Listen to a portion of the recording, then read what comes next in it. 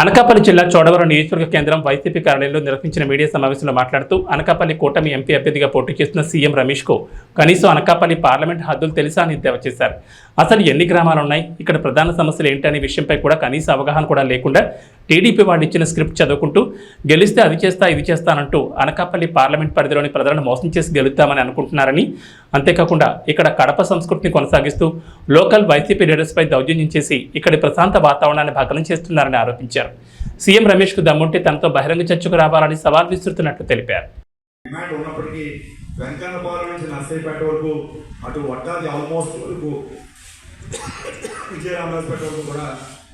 స్వయంగా కర్ణం ధర్మశ్రీ గారి యొక్క సొంత నిధులతోనే వేయించినటువంటి వాస్తు విషయాన్ని అందరికీ తెలిసిందే.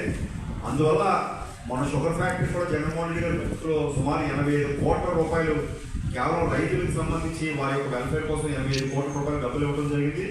మన గతంలో తెలుగుదేశం పార్టీ 185 కోట్లు ఇచ్చారు. మొత్తం గోల్మాల్ అయిపోయినటువంటి వాస్తవ విషయాలు కూడా ఇక్కడ ఉన్నటువంటి రైతులు కానీ ఇక్కడ ఉన్నటువంటి ప్రజలందరూ కూడా తెలుసు. ఆడంబరాలు ఏదో కామ్గా ఉన్నారు కదని చెప్పి హాయ్ అనుకున్నటువంటి నాయకులు ఏం పని చేస్తారో ఎలా పని చేస్తారో మాకు కూడా ఒక ఎక్స్పీరియన్స్ ఉంది కనుక ఇక్కడ ఉన్నటువంటి గ్రామీణ వాతావరణంలో ఉన్నటువంటి యువకులు, ముఖ్యంగా మహిళలు, కర్షకులు, కార్మికులు, రైతులు, వీళ్ళందరూ కూడా ఉద్యోగ సంఘాలు అందరూ కూడా దయచేసి ఇక్కడ ఉన్నటువంటి ధర్మశ్రీ గారిని అత్యధిక మెజారిటీతో గెలిపించాలని, ముఖ్యంగా కూడు ముచ్చానాయుడు గారిని ఈ అనకాపల్లి పార్లమెంట్ పరిధిలో ఉన్నటువంటి 7 కూడా థంపింగ్ మెజారిటీతో గెలిపించాలని, జగన్మోహన్ రెడ్డి ఖచ్చితంగా ముఖ్యమంత్రి అవుతారని చెప్పని మా అందరికీ ప్రగాఢ విశ్వాసం ఉందని చెప్పని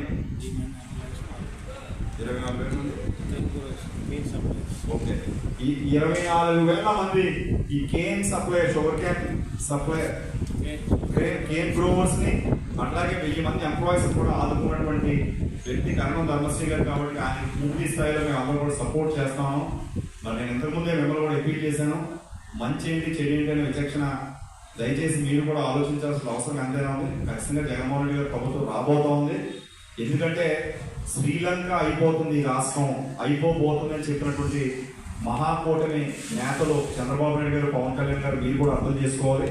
రాష్ట్రం మొత్తం కుదేలు అయిపోయిందని చెప్పినటువంటి వ్యక్తులు మీరు ఈరోజు సూపర్ 6 అని చెప్పి మీరు పథకాలు పెట్టారు. సూపర్ 6 పథకాలు నిజంగా మీరు ఇంప్లిమెంట్ చేయాలంటే 4,50,000 కోట్ల రూపాయలు రాష్ట్ర ఖజానా కావాలి. కానీ మన ఆంధ్రప్రదేశ్ రాష్ట్ర బడ్జెట్ కేవలం 2,83,000 కోట్లు మాత్రమే. ఇప్పటికీ ఇందులో 85% మొత్తం అంతా కూడా సంక్షేమాన్ని జగన్మోహన్ రెడ్డి ఇవ్వడం ద్వారా 100% నవరత్నాలు కూడా 99% ఇప్పటివరకు ఫుల్ఫిల్ చేయడం జరిగింది. సో రేపు 4,000 రూపాయలు పెన్షన్ ఇస్తానని 6,000 రూపాయలు పెన్షన్ ఇస్తానని చెప్పబోయేటువంటి వ్యక్తులు ఇవన్నీ కూడా ఆచరణ సాధ్యం కాదు. నిజంగా మీకు కనుక దమ్ము ధైర్యం ఉంటే ఈ రోజే ఎలక్షన్ కమిషన్ లో చీఫ్ జస్టిస్ ఆఫ్ హైకోర్టుకి వెళ్ళి మీరు ఒక అఫిడవిట్ ఇవ్వగలరా 100 రూపాయలు స్టాంప్ పేపర్ మీద. ఇన్ కేసు మీరు ఎలాగ గెలవరు, ఒకవేళ గెలిస్తే 0.001% నేను గెలిస్తే 1 నెల రోజుల్లో ఆచరణ సాధ్యం కానటువంటి సూపర్ 6 హామీలు కనుక నేను కనుక చేయలేకపోతే చీఫ్ జస్టిస్ ఆఫ్ హైకోర్టుకి వెళ్ళి ఒక అఫిడవిట్ 100 రూపాయల స్టాంప్ పిలిచి నన్ను ఒకవేళ ఎన్నుకుంటే నా యొక్క ముఖ్యమంత్రి పదవి మీరు బర్తరఫ్ చేసి నాకు పదవి అక్కర్ లేకుండా మీరు నిర్ణయం తీసుకొచ్చి చెప్తుంది అని చెప్పిన ప్రజలకు ఒక 100 రూపాయల స్టాంప్ ఇంకొక స్టాంప్ ఉన్నారు కోర్టులో కూడా అఫిడవిట్ ఫైల్ చేయాలని చెప్పని నేను కూటమి నేతలందరూ కూడా నేను అడుగుతా ఉన్నాను. మీకు తప్పు తెలియకుంటే ముందు అఫిడవిట్ ఇవ్వని చెప్పి నేను చెప్తా ఉన్నాను. కూడా ఇక్కడ లోకల్ వ్యక్తులకు ఉద్యోగాలు ఇస్తామని చెప్పినట్టు మీరు కూడా అబ్జర్వ్ చేస్తూ ఉంటారు. మా మీడియా ప్రతినిధులు అందరూ కూడా ఆయన సుమారు 500 వెహికల్స్ ఈ అనకాపల్లి ప్రాంతానికి వచ్చాయి. ఆటోలు కూడా రాయలసీమ, హైదరాబాద్ నుంచి అంటే ఇక్కడ లోకల్గా ఉండేటువంటి ఆటో డ్రైవర్లు కూడా నువ్వు ఉద్యోగం ఇవ్వలేకపోయావు ఈ ఎన్నికలు 2 రోజుల్లో. మరి నువ్వు ఎన్నిక అయిపోతే మీరు ఎందుకు అమ్ముతారు? మీరు అక్కడ ఆయన ఫార్చునర్ బండ్లు చూడండి, ఎన్నో బండ్లు చూడండి, అన్ని బండ్లు కూడా ఖచ్చితంగా తెలంగాణ స్టేట్ లో రిజిస్ట్రేషన్ బండ్లు మాత్రం ఈ ప్రాంతంలో తిరుగుతున్నాయి. కేవలం ఈ ప్రాంతం పైన 30 దాడి చేయడం కోసం సిద్ధంగా వస్తే ఇక్కడ ఉన్నటువంటి ప్రాంత ప్రజలు ఎట్టి పరిస్థితులు ఒప్పుకోరు. కాబట్టి నీలాంటి 420లు 840లు అనకాపల్లి ప్రాంతంలో వచ్చి స్వైర విహారం చేసి ఇక్కడ ఉన్నటువంటి ప్రజల కనుక అవమానాలకు గురి చేయాలని అనుకుంటే కనుక మేము ఖచ్చితంగా తిరగబడతాం. నేను ఒక రాష్ట్రం ఐక్యంగా ఉండటానికి పనిచేసినటువంటి ఉద్యమ నాయకులుగా ఎన్నో కేసులు ప్రజా సంస్థపై పోరాడుతున్న సమయంలో 40 కేసులు కూడా నమోదవడం జరిగింది. మరి ఈ ప్రాంతంలో మహాకూటమిలో ఉన్నటువంటి నాయకులందరూ కూడా ఒక ఆలోచన చేయాలి. ఎంపీ క్యాండిడేట్ సీఎం రమేష్ ని ప్రమోట్ చేసినటువంటి తెలుగుదేశం పార్టీ నాయకులు అందరూ కూడా ఖచ్చితంగా ఎమ్మెల్యేలు అందరూ కూడా 7 నియోజకవర్గాల్లో కూడా ఓడిపోతా ఉన్నారు. ముఖ్యంగా కరణం ధర్మశ్రీ గారి గురించి కూడా ఒక విషయం చెప్పాలి. ఆయన డైరెక్ట్ గా బెడ్రూమ్ లోకి కూడా యాక్సెస్ ఇచ్చేటువంటి నాయకుడు.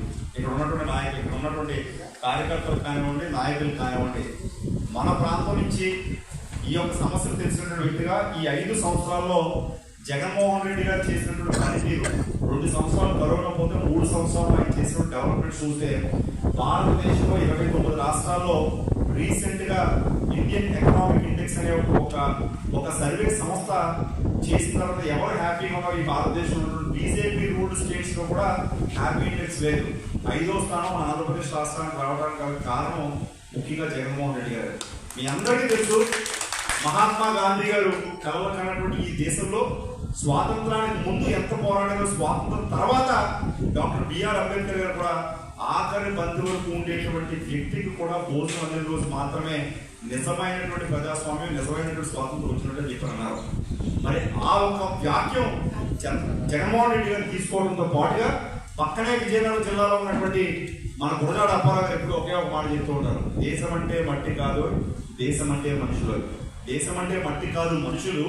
అంబేద్కర్ గారు చెప్పినటువంటి సిద్ధాంతం కూడా ఆఖరి బంధువులకు ఉండేటువంటి వ్యక్తికి కూడా ఏ రోజైతే భోజనం కొట్టడం జరిగిందో ఆ రోజు నిజమైన స్వాతంత్ర ఫలాలు అంటే అని చెప్పినటువంటి ఈ ఇద్దరు వ్యక్తుల యొక్క సిద్ధాంతాన్ని కేవలం భారతదేశంలో జగన్మోహన్ రెడ్డి గారు మాత్రమే తీసుకున్నారు. ఎందుకంటే జగన్మోహన్ రెడ్డి గారు ప్రతి ఒక్క వ్యక్తికి కూడా ఈరోజు ప్రతి ఇంట్లోని కూడా ఒక స్కీమ్ రావడం జరిగిందంటే కేవలం జగన్మోహన్ రెడ్డి గారే.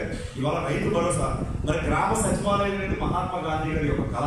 మహాత్మా గాంధీ గారు గ్రామ సచివాలయ వ్యవస్థ ఉండాలని చెప్పని ఎప్పుడో 60 సంవత్సరాలు 70 సంవత్సరాల క్రితం అనుకుంటే ఆచరణ సాధ్యం కానటువంటి విషయాన్ని ప్రభుత్వాలు గతంలో చేయలేనటువంటి విషయాన్ని కూడా జగన్మోహన్ రెడ్డి గారు చూపించారంటే ఆయనలో ఉన్నటువంటి ఒక పట్టుదల, ప్రజలకి చేయాలనేటువంటి అంకితభావం. మరి ఈ ఎండాకాలంలో చాలా ఎండ వేడి ఉంటుంది. ఈ ఎండాకాలంలో ఎవరైనా చల్లటి మంచినీళ్ళు మజ్జిగ ఇస్తే అమ్మ మీ కడుపు చల్లగా ఉండాలని చెప్పి మనం అభిమానంగా మాట్లాడుకుంటాం. అలాంటి ఈ 5 సంవత్సరాలు కూడా గత ప్రభుత్వాలు ఎప్పుడూ చేయలేనటువంటి అత్యద్భుతమైనటువంటి పథకాలు సుమారు ఒక్కొక్క వ్యక్తికి ₹1,00,000 నుంచి 10 లక్షల రూపాయలు కంటే ఇంటి జాగాలతో కలిపి ప్రతి ఇంటికి వచ్చిందంటే వారిలో ఓటర్స్ లో కూడా నిబద్ధత ఉందని చెప్పి నేను అనుకుంటున్నాను, భావిస్తా ఉన్నాను. ఎందుకంటే కృతజ్ఞతా భావం అనేది మన భారతదేశంలో, ఆంధ్రప్రదేశ్లో చాలా ఎక్కువగా ఉంటుంది. ఎవరైనా ఒక వ్యక్తి మంచి పని చేస్తే ఆ మంచి పనికి మరి మారుగా ఓటు వేయాలనేటువంటి తపన ఖచ్చితంగా ఇక్కడ ఉన్నటువంటి ప్రజల్లో ఉందని చెప్పి నేను భావిస్తా ఉన్నాను. అందుకని చోడవరం నియోజకవర్గంలో కూడా మరి ఎమ్మెల్యే గారికి అత్యధికమైనటువంటి మెజారిటీ ఇవ్వాలి.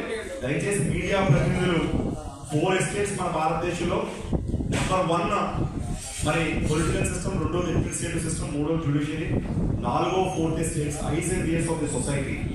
మీరు దయచేసి అర్థం చేసుకొని ఇప్పుడు ప్రస్తుతం జరుగుతున్నటువంటి పరిస్థితులను కనుక బేరీజ్ చేసుకోకపోతే భవిష్యత్తులో మన మొత్తం ప్రాంతం కబ్జాకు గురయ్యే పరిస్థితి ఉంది. ఎమ్మెల్యేలు, ఎంపీటీసీలు, ఎంపీపీలు, ఇవాళ మార్కెట్ కమిటీ చైర్మన్, డీసీఎంఎస్ కూడా బయట జిల్లాల నుంచి వచ్చి ఏరేటువంటి పరిస్థితి ఉంది. కనుక మీరు ఈ యొక్క ప్రాంతానికి న్యాయం చేసేటువంటి వ్యక్తులుగా ఒక ఫోర్ ఫ్రంట్ రన్నర్స్ గా మీ అందరూ కూడా ఉండాలని చెప్పి మిమ్మల్ని కూడా కోరుకుంటూ, ముఖ్యంగా మరి ఇక్కడ కిషోర్ గారు మొన్నటి వరకు మీరు టీడీపీలో ఉంటూ ఇదే జగన్మోహన్ రెడ్డి గారిని విపరీతంగా మీరు విమర్శించారు. ఇప్పుడు మళ్ళీ మొత్తం ఆ వ్యాఖ్యలను మొత్తం అంతా నేను హెచ్ఎంటీవీ అండి. నేను గతం నుంచి హెచ్ఎంటీవీలో ఉన్నాను. ఖచ్చితంగా హెచ్ఎంటీ యూట్యూబ్ ఛానల్ కూడా ఉంది. నేను మొట్టమొదటి నుంచి విద్యార్థి ఉద్యమాల్లో పనిచేసినటువంటి వ్యక్తిని. నా ప్రాంతం అనకాపల్లి ప్రాంతం. అనకాపల్లి ఏఎంఎల్ కళాశాలలో చదువుకున్నాను. అనకాపల్లి ఏఎంఎల్ కాలేజ్లో స్టూడెంట్స్ యూనియన్ ప్రెసిడెంట్గా ఐఏఎస్ మెజార్టీ గెలిచాను. ఈ ప్రాంతం నుంచి హైదరాబాద్ సెంట్రల్ యూనివర్సిటీలో నేను చదువుకోవడానికి ఎంఏఎంసీ చదువుకోవడానికి వెళ్ళాను. హైదరాబాద్ సెంట్రల్ యూనివర్సిటీ అనేది భారతదేశంలో అతిపెద్ద విశ్వవిద్యాలయం. సుమారు 10,000 ఎకరాల క్యాంపస్ ఉంటుంది. అక్కడ ఓపెన్గా ఎలక్షన్స్ జరుగుతాయి ఎంపీ ఎమ్మెల్యేస్ దగ్గర. ఆ ఎలక్షన్స్ లో కూడా నేను కంటెస్ట్ చేయడం జరిగింది. అక్కడ కూడా స్టూడెంట్స్ యూనియన్ ప్రెసిడెంట్ గా భారీ మెజారిటీతో గెలవడం జరిగింది. తర్వాత మీ అందరికీ తెలుసు 2009 నుంచి 2014 సమైక్య ఆంధ్రప్రదేశ్ ఉద్యమాన్ని స్టేట్ లెవెల్లో నడిపాను. ఆ ఉద్యమానికి స్టేట్ జేఏసీ కర్నల్గా పనిచేశాను. నా పైన 100కి పైగా పోలీస్ కేసులు కూడా నమోదవడం జరిగింది. ఉద్యమానికి సంబంధించి మాత్రమే, 420 కేసులు కాదు. ఈ రోజు వరకు ఎవరి భుజాల మీద తుపాకీ పెట్టి ఆడా కిషోర్ కుమార్ టికెట్ కాలేదు. పార్టీలో పనిచేసినప్పుడు పార్టీలో నిబద్ధతగా పనిచేశాను 20 సంవత్సరాల పాటు. భారతీయ జనతా పార్టీలో కూడా ఉన్నాను నేను. యాక్చువల్గా స్వచ్ఛ భారత్ కార్యక్రమాన్ని 400 రోజుల పాటు భారతదేశంలో ఎవరో చేయని విధంగా చేస్తే విశాఖ నగరానికి 3వ స్థానం వచ్చిన ఆ టైంలో 3వ స్థానం ఆడారి కిషోర్ కుమార్ వల్ల వచ్చిందని చెప్పి మీ మీడియా ప్రతినిధులు నేషనల్ మీడియా అంతా కూడా టెలికాస్ట్ చేసింది. కానీ అదే భారతీయ జనతా పార్టీ రాష్ట్రానికి రావాల్సినటువంటి స్పెషల్ స్టేటస్, రైల్వే జోన్, రావాల్సినటువంటి నిధులు ఎందుకు రాలేదని చెప్పి పార్టీలో ఉంటూ మొట్టమొదటి అడిగినటువంటి వ్యక్తిని నేనే. ఆ రోజు పార్టీ సస్పెండ్ చెప్పి జరిగింది. అయినా రాష్ట్ర ప్రయోజనాలకు సంబంధించి నేను ఆ పార్టీని కూడా నా తృణపాయంగా national level position national position. అలాగే తెలుగుదేశం పార్టీలో కూడా నేను సర్వీసే చేశాను తప్ప democracy in danger, save democracy అని చెప్పని బస్సులు పెట్టి కొన్ని కోట్ల రూపాయలు నేను ఈ మొత్తం ప్రాంతంలో కూడా తిప్పాను. కానీ ఎక్కడైతే మర్యాద అగౌరవం అక్కడ ఉన్నాయో అక్కడ ఉండాల్సిన అవసరం లేదని చెప్పని నేను అనుకున్నాను. జగన్మోహన్ రెడ్డి గారితో నాకు ఉన్నటువంటి అనుభవం ఈ రోజు కాదు. 2011లో సమైక్యాంధ్ర ఉద్యమం నడిపినప్పుడు జగన్మోహన్ రెడ్డి గారు హైదరాబాద్లో సభ పెట్టినప్పుడు నేను స్టేట్ ప్రెసిడెంట్గా ఉంటే నన్ను ఆ రోజు గెస్ట్ ఆఫ్ ఆనర్గా సభకు పిలిపించి 2 లక్షల మంది సభలో నాకు మాట్లాడేటువంటి అవకాశం ఇవ్వటమే కాకుండా అప్పుడు నేను టీడీపీలో ఉన్నా కూడా నువ్వు రా కిషోర్ నేను చూసుకుంటానన్నప్పుడు కూడా మనకు ఉన్నటువంటి మధ్య తరగతి కుటుంబంలో ఉన్నటువంటి మనస్తత్వానికి నేను లేదన్నా అని చెప్పి నేను ఆయన ఆఫర్ని తిరస్కరించడం జరిగింది. ఈ మధ్యకాలంలో అనకాపల్లి ఎంపీగా కూడా నాకు ఇస్తానని చెప్పని వైఎస్ఆర్సీపీ నుంచి 2 నెలల నుంచి చర్చలు జరుగుతున్నటువంటి సమయంలో మీలాంటి వ్యక్తులు చాలా మంది అడగవచ్చు, పార్టీ వచ్చేస్తుంది కదా ఏదో నామినేట్ వస్తుంది కదా. లేదు, మర్యాద లేని చోట ఖచ్చితంగా ఎమడలేము. జగన్మోహన్ రెడ్డి గారితో మంచో చెడు ఆయన వెనక నడుద్దామని చెప్పి నిర్ణయించుకోవడం జరిగింది. గతంలో కూడా నేను వ్యక్తిగతంగా ఎప్పుడు కూడా చెప్పలేదు. పాలసీల ప్రకారం నేను మాట్లాడేది తప్ప ఎప్పుడు కూడా పదజాలు ఎక్కడ కూడా ఇంకా వారిపైన మాట్లాడిన సందర్భాలు ఎక్కడ కూడా లేవు. ఎందుకంటే ఆయన కూడా కష్టపడి పైకి వచ్చారు కాబట్టి ఇప్పుడు ఆయనతో పాటు మంచి ఎంతో చెడు తెలుసుకోవడం జరిగింది. మంచి విలువ చెడు విలువ ఎప్పుడు తెలుస్తుంది? మన లైఫ్లో ఇది ఒక జర్నీ. పాలిటిక్స్ అవ్వచ్చు, లేకపోతే ప్రొఫెషన్ అవ్వచ్చు, ఏదైనా సంవత్సరాలు గడుస్తున్న సమయాల్లో ఏది మంచి ఏది చెడు అనేటువంటి విషయంపై తెలుస్తుంది. కాబట్టి ఈసారి నేను జగన్మోహన్ రెడ్డి గారితో పూర్తి స్థాయిలో నిబద్ధతగా ఆయనతో కూడా కలిసి పనిచేద్దామని నిర్ణయించుకున్నాను. 100% ఆయనతో సేవ్ అవుతాను.